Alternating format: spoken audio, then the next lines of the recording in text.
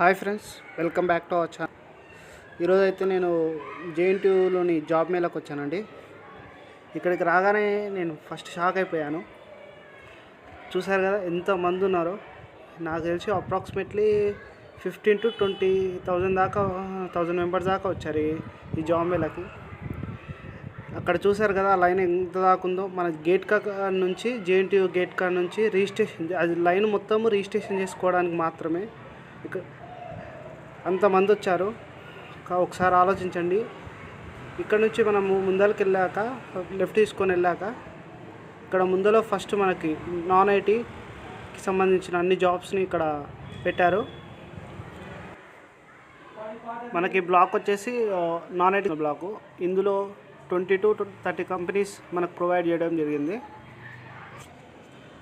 ఇందులో ప్రతి కంపెనీ ఒక 30 to 40 వేకెన్సీస్, అండ్ అలాగే కొన్ని కంపెనీస్ అయితే 100 నుంచి 200 వేకెన్సీస్ దాకా ప్రొవైడ్ చేయడం జరిగింది. ఇందులో మెయిన్గా వచ్చేసి ఎస్బీఐ అండ్ ఇంకా కొన్ని కంపెనీస్ ఏమో 100 నుంచి 200 వేకెన్సీస్ దాకా ప్రొవైడ్ చేశారు. అండ్ ఇప్పుడు చూస్తున్నారు కదా, ఈ బ్లాక్ వచ్చేసి ఐటీ బ్లాకు. చూసారు కదా, సాఫ్ట్వేర్ అంటే మామూలుగా లేదు ఈ కాలంలో. అసలు అందులోకి అలౌ చేయడానికి కూడా చాలా చాలా చాలా రిస్కీ అయిపోయింది. అంతమంది ఉన్నారు మన సాఫ్ట్వేర్కి ట్రై చేసేవాళ్ళు.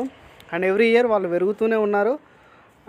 అందులో ఒక 50 దాకా మనకు సాఫ్ట్వేర్ కంపెనీస్ ఇక్కడ ప్రొవైడ్ చేయడం జరిగింది.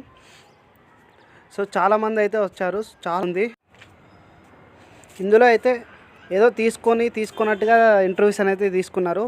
కాకపోతే రెజ్యూమ్స్ అయితే కంపల్సరీ అందరికీ ఇచ్చేసాము. రెజ్యూమ్ తీసుకొని వాళ్ళు తర్వాత కాల్ చేసి అని చెప్పారు మాకు.